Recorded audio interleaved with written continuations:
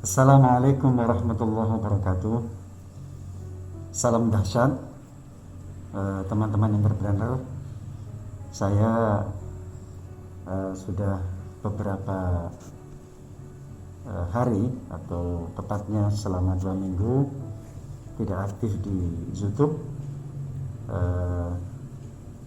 karena saya sekarang sedang terpapar COVID-19, dan alhamdulillah kondisi saya sudah membaik. Mudah-mudahan dalam beberapa hari ini saya sudah bisa pulang. Hasil swab saya yang kedua mudah-mudahan negatif ya. Mohon doa dari teman-teman semuanya. Di YouTube saya yang terakhir dengan judul Narsis Bisnis, alhamdulillah terima kasih teman-teman sudah merespon dengan luar biasa. Banyak pertanyaan-pertanyaan yang diajukan kepada saya tentang bagaimana cara memulai bisnis.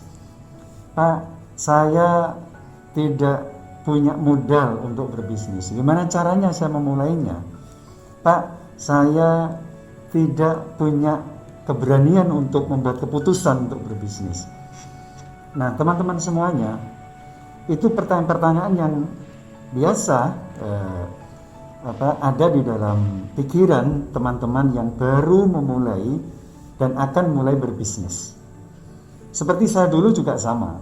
Saya dulu ketika memulai berbisnis tahun 2004 ya, 2003, betapa saya juga memiliki pikiran yang sama, keraguan yang sama tentang bagaimana saya akan mulai berbisnis. Saya tidak punya background bisnis. Saya dari keluarga biasa-biasa saja, bukan keluarga yang berbisnis. Kalau jualan di pasar orang tua saya iya, tetapi orang tua saya tidak pernah mengajarkan bagaimana cara saya berbisnis. Bagaimana cara saya berbisnis. Orang tua saya juga tidak mengarahkan pada saya bagaimana saya memulai berbisnis. Orang tua saya hanya mengarahkan pada saya agar saya sekolah, agar saya belajar, lalu kemudian nanti menjadi orang sukses dari hasil sekolah saya. Saya mendapatkan pekerjaan yang layak. Begitulah pikiran kebanyakan orang tua kita. Orang tua kita selalu berpikir mengarahkan kita menjadi kuadran kiri, seperti kata Robert Kiyosaki di dalam bukunya kan. Jadi bagaimana kita menjadi seorang employee, menjadi seorang karyawan. Nah, kali ini saya akan jawab beberapa pertanyaan teman-teman semuanya. Bagaimana cara memulai untuk berbisnis? Teman-teman semuanya, berbisnis itu mudah, tidak sulit, dan tidak ada yang sulit di dalam segala sesuatu. Yang penting harus kita perhatikan adalah bahwa dari rezeki, plafon rezeki itu kalau ada 100, 90% plafon bisnis itu, plafon rezeki itu ada di dalam bisnis. Sedangkan 10% saja itu ada di dalam plafon sebagai seorang employer, sebagai seorang pekerja. Artinya begini, orang yang ingin kaya, ingin sukses, ingin menghajikan orang tuanya, ingin merubah masa depannya menjadi lebih baik, itu memang dia harus memilih plafon yang lebih tinggi. Range-nya itu tinggi, 90%. Ya. Apa? Ya bisnis. Ya, karena rezeki itu, plafon rezeki itu 90%-nya ada di bisnis. Makanya coba teman-teman lihat orang-orang yang sekarang sukses ya dalam hidupnya, dalam hal bisnis ya, dalam hal ekonomi, itu adalah mereka-mereka yang memiliki kemampuan mengelola usaha. Sangat sedikit orang yang sebagai pegawai lalu kemudian tiba-tiba menjadi kaya raya, kecuali mereka satu misal yang memiliki kedudukan yang tinggi, misal sebagai pejabat teras di perusahaan, menjadi direktur utama perusahaan, menjadi presiden perusahaan, menjadi ketua DPR, menjadi presiden, menjadi menteri. Tapi itu kan hanya berapa orang. Jumlahnya tidak banyak. Plafonnya juga sudah ada. Jadi jabatan menteri itu berapa jumlahnya sudah ada plafonnya. Menjadi direktur sebuah perusahaan itu sudah ada plafonnya berapa jumlahnya. Nggak semua orang bisa masuk ke situ. Sehebat apapun orang, ya, tidak akan bisa masuk ke semua lini di level-level tertinggi di perusahaan yang dia mungkin bisa bergaji besar. Nah, karena itu kita memilih menjadi seorang entrepreneur, menjadi seorang pengusaha, itu pilihan paling strategis di dalam hidup kita untuk merubah masa depan kita. Untuk merubah masa depan kita. Begitulah dulu saya dari keluarga biasa-biasa saja, bisa dikatakan miskin. Saya punya cita-cita bagaimana bisa merubah keluarga saya. Dan cita-cita saya yang paling tertinggi waktu itu adalah bagaimana saya bisa menghajikan orang tua saya, ibu saya. Bagi seorang ibu, ya, ibu saya yang miskin, memimpikan menjadi seorang hujjah, ya, bisa haji, itu sesuatu yang tidak mungkin. Bahkan mungkin orang tua saya ada ketakutan untuk bermimpi. Hanya bermimpi saja takut. Kenapa? Karena bagi seorang orang tua yang tidak punya apa-apa, baginya tidak mungkin bisa haji sampai ke Mekah dengan biaya yang tidak ringan. Nah, karena itulah yang saya ingin wujudkan.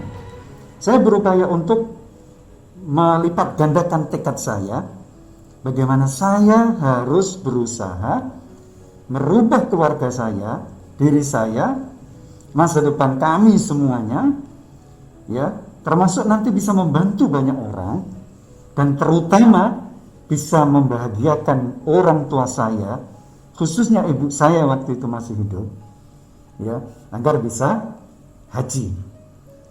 Jadi karena haji itu adalah sebuah kemewahan, mimpi yang sangat mewah bagi orang tua saya.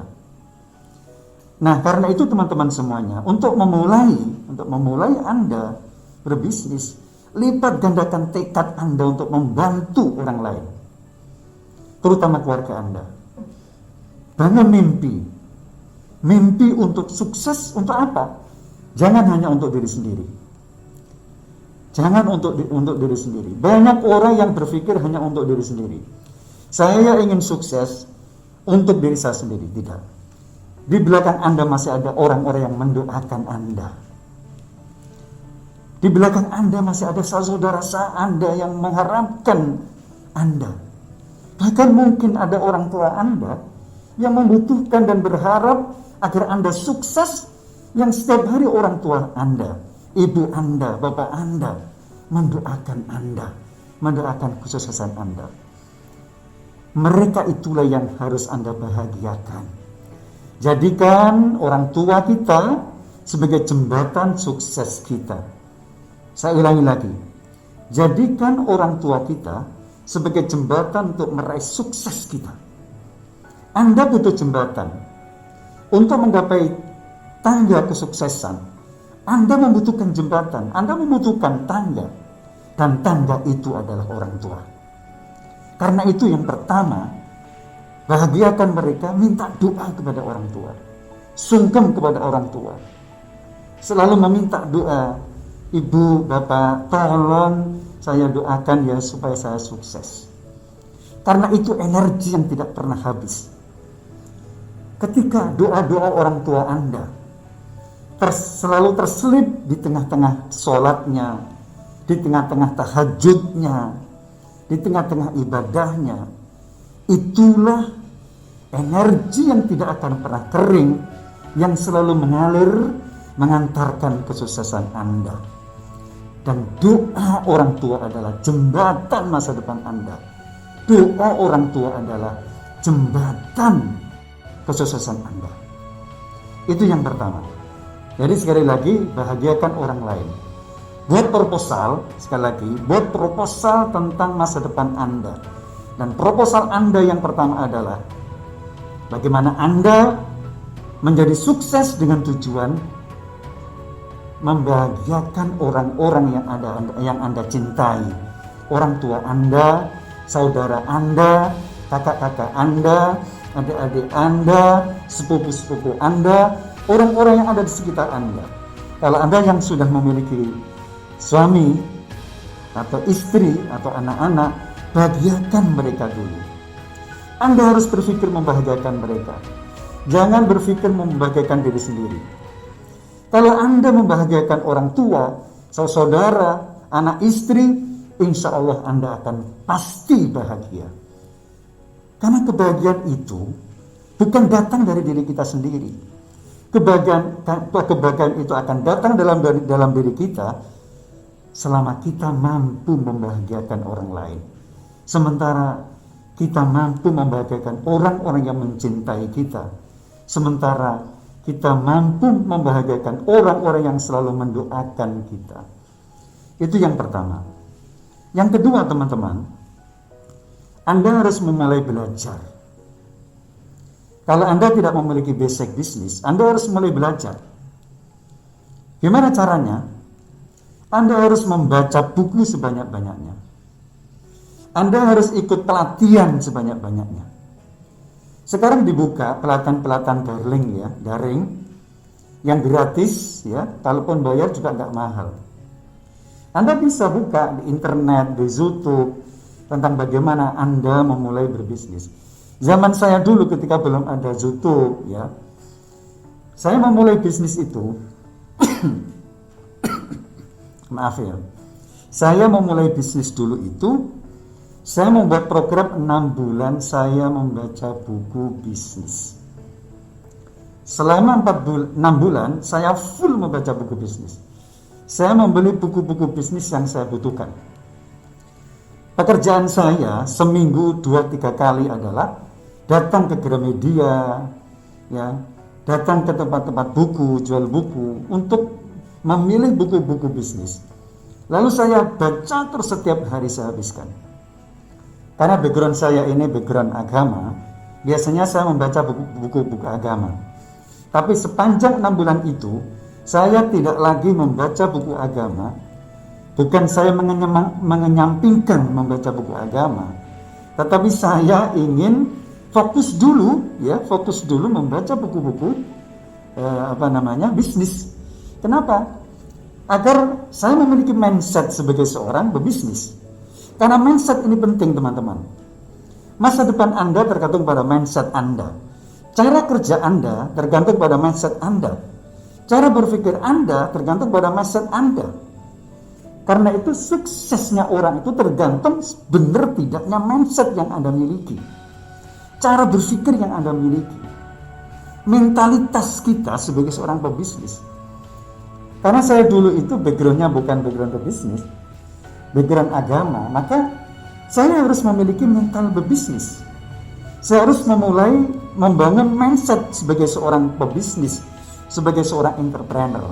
Dengan cara apa? Memperbanyak asupan-asupan dalam pikiran saya, dalam mindset saya, tentang bagaimana cara berbisnis, tentang bagaimana cara mengelola bisnis, tentang bagaimana cara mengelola uang, tentang bagaimana cara menghadapi orang, cara bagaimana menjual produk, dan seterusnya. Jadi itu yang harus kita lakukan. Yang kedua, waktu itu saya ikut pelatihan di mana-mana. Saya investasikan, karena waktu itu kan mahal ya, saya investasikan uang yang juga tidak cukup kecil ya, itu ikut pelatihan di mana-mana. Saya ikut pelatihan di banyak tempat, saya ikut pelatihan di Jakarta, saya ikut pelatihan di Singapura, ya saya ikut pelatihan di Malaysia. Itu saya memulai bisnis dulu begitu. Jadi teman-teman entrepreneur, saya memulai semua itu dengan cara saya ikut pelatihan di mana-mana. Dan itu bisa Anda lakukan. Itu bisa Anda lakukan. Sekarang terbuka semuanya, ya, media sosial ini luar biasa menyajikan beragam informasi tentang bagaimana cara Anda memulai berbisnis. Ya, tentang bagaimana cara memulai berbisnis. Nah, jadi Anda harus memperbanyak belajar dulu. Ya, perbanyak asupan-asupan. Karena itu kunci sukses Anda. Kalau Anda gagal di dalam membangun mindset baru sebagai seorang berbisnis, maka pasti Anda akan gagal.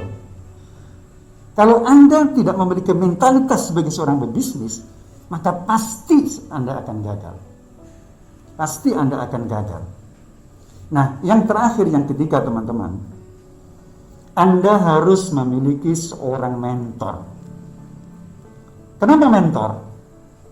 Mentor itu seperti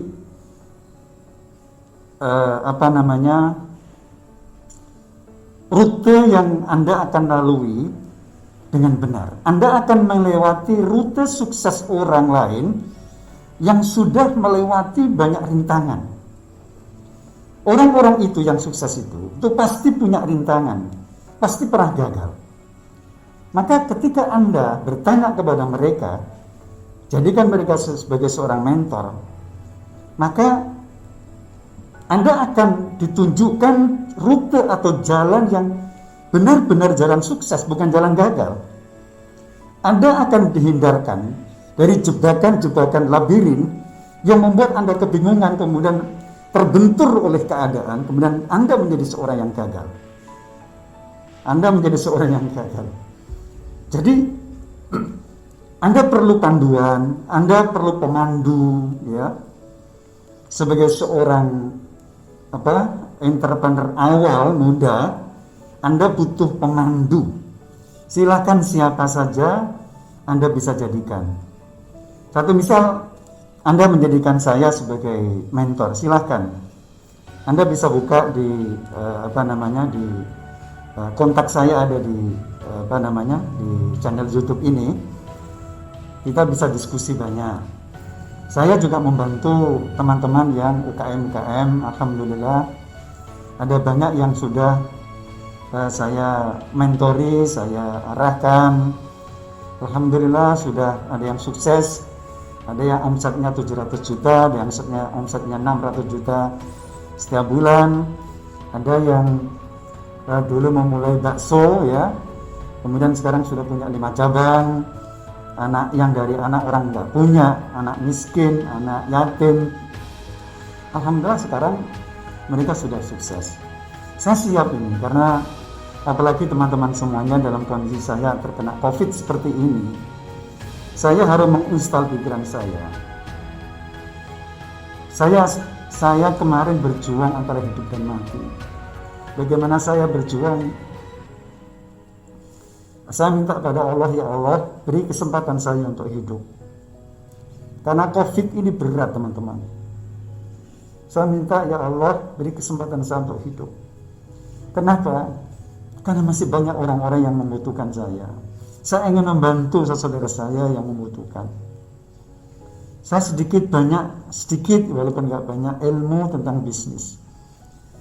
Saya sudah berupaya untuk membuktikan teman-teman, saudara saya, ponak-ponakan saya, alhamdulillah sekarang sudah mulai tumbuh berkembang bisnisnya. Saya ingin memperbanyak jumlah teman-teman yang memiliki kesempatan yang sama agar sukses. Saya kemarin sempat menangis begini. Salah satu obat yang disuntikkan ke dalam tubuh saya ini, sekali suntik itu harganya 15 juta. Waktu itu saya langsung menangis. Bukan karena menangisi saya alhamdulillah bisa bayar, tetapi betapa saya membayangkan bagaimana dengan orang-orang yang dalam kondisi tidak punya, lalu kemudian dokter menawari sekali suntikan antivirus itu. Bagaimana pikirannya, bagaimana perasaannya? Berat sekali, teman-teman, berat sekali. Biaya untuk COVID-19 ini tidak kecil. Saya membayangkan bagaimana mereka-mereka yang dalam kondisi sulit, lalu kemudian harus memutuskan sesuatu yang mungkin dia tidak punya. Dia harus mencari-cari lagi uang ke sana kemari. Itulah yang kemudian membuat saya menangis dan kemudian melipat gandakan tekad saya. Mohon doanya setelah saya selesai COVID-19 ini, saya bisa membantu banyak orang. Mudah-mudahan teman-teman semuanya ingat 3 hal ini, tolong jadikan sebagai panduan awal, panduan dasar untuk bagaimana memulai memberanikan diri sebagai seorang entrepreneur. Ingat, seorang entrepreneur itu adalah sesuatu yang mulia. Yang penting Anda punya tujuan sedari awal. Anda kaya, tapi bukan untuk diri Anda sendiri, tapi kaya untuk meraih surga dengan cara memperbanyak amal dan memperbanyak membantu orang lain. Oke teman-teman semuanya, saya mohon doanya dari teman-teman, mudah-mudahan saya segera pulih, dan insya Allah setelah itu nanti kita akan banyak interaksi. Terima kasih teman-teman semuanya. Salam dahsyat. Assalamualaikum warahmatullahi wabarakatuh.